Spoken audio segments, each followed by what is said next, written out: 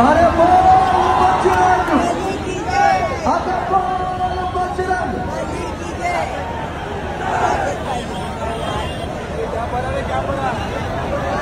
जय जवान यांनी थर रचण्यासाठी सुरुवात केलेली आहे। मी भाईंना विनंती करणार आहे की आपण देखील हे पाहण्यासाठी याचे साक्षीदार होण्यासाठी रंगमंचावरती यायचं आहे।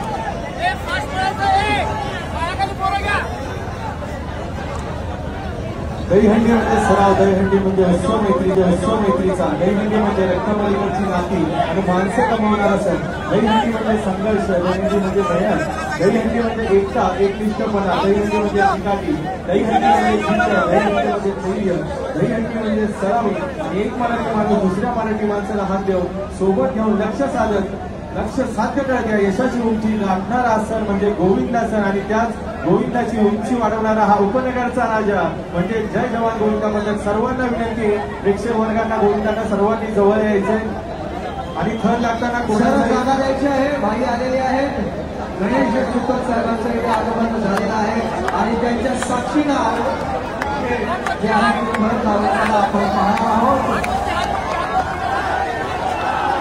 बाकी कार्यकर्त्यांना विनंती आहे आपण बाकी कृपा करून आपण सगळ्यांनी मागे थांबायचं।